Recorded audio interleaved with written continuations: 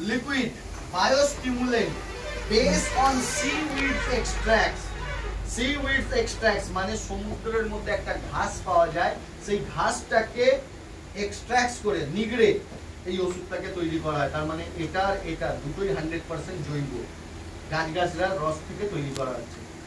মানুষ বেঈমান হতে পারে, গাছ কোনোদিন বেঈমান। তো সেই হচ্ছে আমাদের মার্কেটের সঙ্গে মেজর ডিফারেন্স হচ্ছে মার্কেটে আলাদা আলাদা এই বোতলের মধ্যেই 60 ধরনের হরমোন, ভিটামিন, এনজাইম, মিনারেলস এর মধ্যে আছে। প্লাস এটা সমুদ্রের ঘাস থেকে তৈরি, যে ঘাসটার নাম হচ্ছে অ্যাসকোফাইলিয়াম নোডোসান। অ্যাসকোফাইলিয়াম নোডোসান, যেটা সারা পৃথিবীর সবথেকে কস্টলি ঘাস। তার সঙ্গে আছে 6টা মেজর পাওয়ার হাউস। এবার দাদার পেন ভেঙে যাবে যে আমি বলবো। Cytokinin, gibberellin, auxin, betaines, hydrolysed protein complex and trace elements. দাদা দাঁড়িয়ে গেছে, লেখার দরকার নেই, আমি পিপিকে পাঠিয়ে দেবো দীপক স্যারের কাছে, ওর থেকে দেখে তুলে নেবেন। সো 6টা মেজর পাওয়ার হাউস আছে, cytokinin, gibberellin, auxin, betaine, hydrolysed protein complex and trace elements. তার সঙ্গে আছে এর মধ্যে হিউমিক অ্যাসিড, তার সঙ্গে আছে পলিস্যাকারাইড, পলিফেনল, তার সঙ্গে আছে এর মধ্যে অ্যাজোটোব্যাকটেরিয়া। তার মানে চাষি ভাইয়ের 1000টা চ্যালেঞ্জেস, ওয়ান স্টেপ সলিউশন। অধিকারের অ্যাক্টিভ ম্যাক্স, অ্যাক্টিভ জাইম। মাটিতে কেন দেবো? মাটিতে যদি আমরা একে ছড়াই, মাটিকে উর্বরক শক্তি বাড়াতে সাহায্য করে, মাটিটাকে নরম করে, গাছের শেকড়টাকে অধিক জায়গাতে ছড়াতে সাহায্য করে, শেকড়ের সংখ্যাটাকে বাড়াতে সাহায্য করে, আর মাটির মধ্যে কেঁচোটাকে আস্তে আস্তে ধীরে ধীরে ফিরিয়ে নিয়ে আসতে সাহায্য করে। আর মাটির যে 5% হিউমাস থাকে, উপকারী ব্যাকটেরিয়া, এর মধ্যে অ্যাজোটোব্যাক্টর অলরেডি দেওয়া আছে, তো মাটির উপকারী ব্যাকটেরিয়ার পার্সেন্টেজটাকে বাড়াতে সাহায্য করে। 2 নম্বর কখন বলেছিলাম?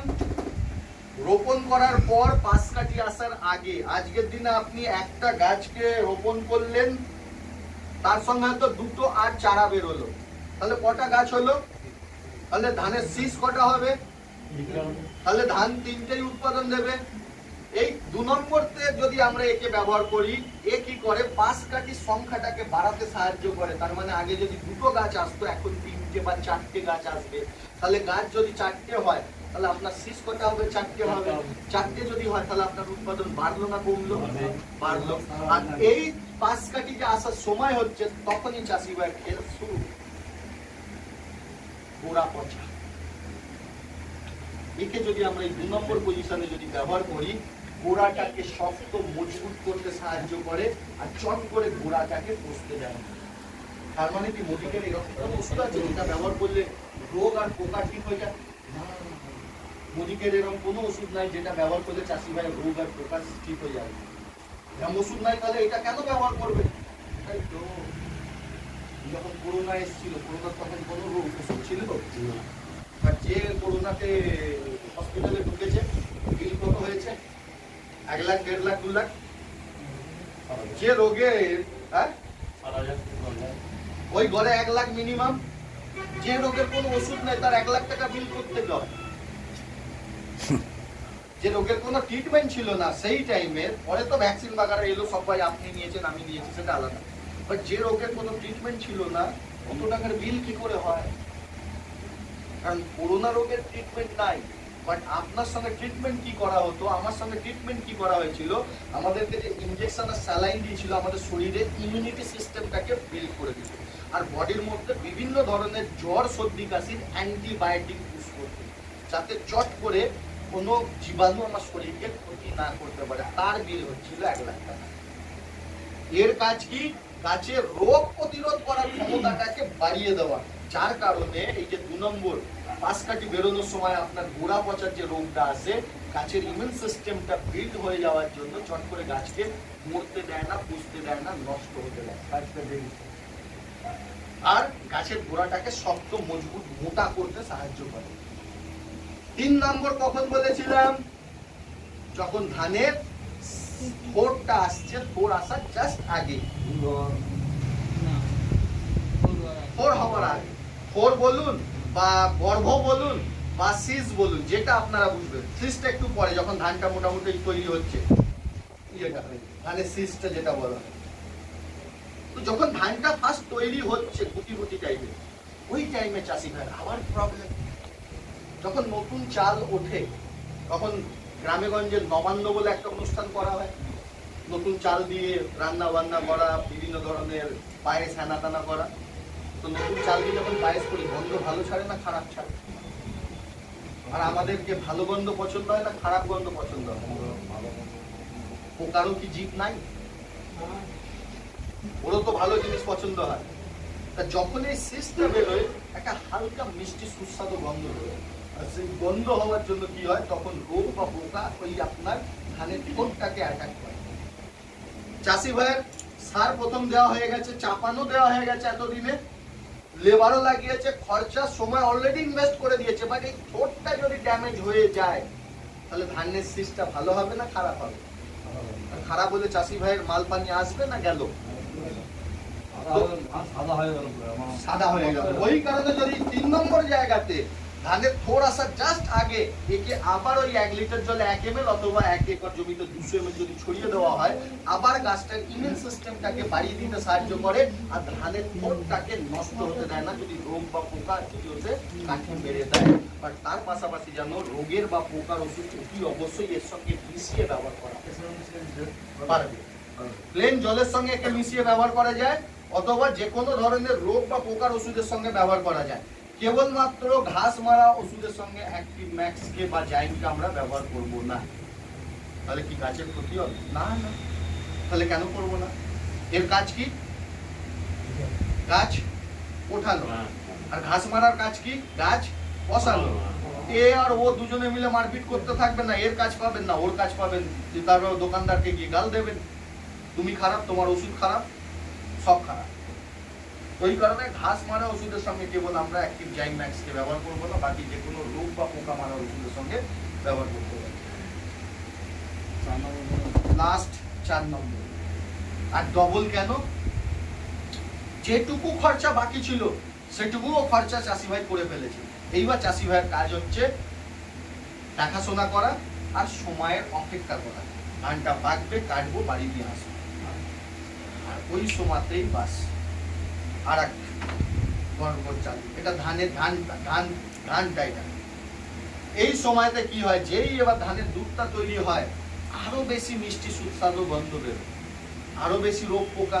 আর যদি এই ধানটার মধ্যে একটা পোকা যদি হুল ফুটিয়ে দিল সঙ্গে সঙ্গে, বা যদি কোনো আপনার ফাঙ্গাল ইনফেকশন যদি ধরে নেয়, দেখবেন ধানের 4-5টা একটা কালো রঙের স্পট পড়ে গেছে, আর মধ্যখানে dot dot dot dot dot dot টাইপের একটা স্পট পড়ে যাবে, গোল গোল একটা স্পট পড়ে যাবে, বাস সুতো শেষ, গল্প শেষ।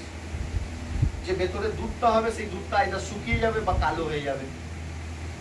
শুকিয়ে গেলে ধানটা ভুসি হবে, কালো হয়ে গেলে কালো চাল। বাড়ির মহিলারা যখন চাল কিনতে যায় বাজারে, আগে নাড়িয়ে ছড়িয়ে দেখে কালো চাল আছে নাকি, কাঁকড় আছে নাকি।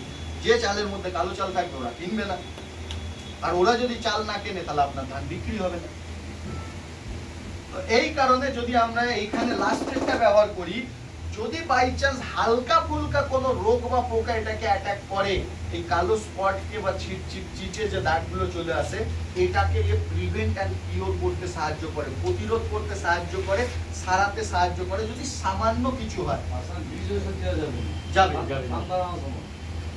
হ্যাঁ, যদি ওষুধ না দেওয়া যায়, আপনার জন্য যদি নিয়ম অনুসারে যদি ওষুধ ওই টাইমে দিতে পারবেন না, তাহলে আরো আপনার অবস্থা খারাপ। তো সেক্ষেত্রে ধানের দুধ আসার আগেই অলরেডি এটাকে ব্যবহার করে থাকে। তাহলে কি হবে, হালকা ফুলকা যদি আপনার কোনো রকম রোগ আর পোকা লাগে, অ্যাক্টিভ ম্যাক্স ওকে গার্ড করে দেবে, বাট বেশি হলে কিন্তু ওষুধ ফিরে আপনাকে দিতেই হবে। এর কাজ হচ্ছে আপনার ওই ধানটাকে একদম পুষ্ট বানানো, অ্যান্ড ফাইনালি মার্কেটে প্রচুর প্রোডাক্ট আছে উৎপাদনটাকে বাড়ানোর জন্য। আর যদি আমরা মোদিকেয়ারের অ্যাক্টিভ গোল্ড আর অ্যাক্টিভ ম্যাক্স ব্যবহার করি, উৎপাদনকে বাড়াতে সাহায্য করে, উৎপাদনের কালার, কোয়ালিটি, গ্লেজ, শাইনিং।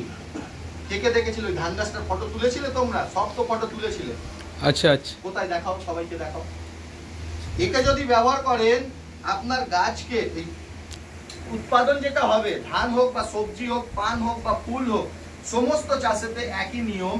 যদি ব্যবহার করেন তার যে শাইনিং, কালার, গ্লেজ আর কোয়ালিটি, আর তার পাশাপাশি যেটা মেইন ইম্পর্টেন্ট পার্ট, প্রোডাকশনের, উৎপাদনের ওজনটাকে বাড়াতে সাহায্য করে। সো একই কোয়ালিটির ধান, একই জমিতে তৈরি, একই ওষুধপত্র দেওয়া হয়েছে, বাট একটা জমিতে, ওই একটা জমির মধ্যে অর্ধেক অ্যাক্টিভ গোল্ড ম্যাক্সের সঙ্গে করা হয়েছে, অর্ধেকটা বিনা অ্যাক্টিভ গোল্ড ম্যাক্সের সঙ্গে। দুটো ধান নিয়ে গিয়ে হাটে ফেলুন, দূর থেকে মানুষ দেখে বলে দেবে যে দুটো ধান আলাদা। কারণ এর মধ্যে যে কোয়ালিটি, শাইনিং ভাব, গ্লেজ ভাব আর ওজন বাড়াতে সাহায্য করে, সেটা নরমালের সঙ্গে মার্কেটের ভিটামিন দিলে আপনি সেই কোয়ালিটিটা পাবেন না।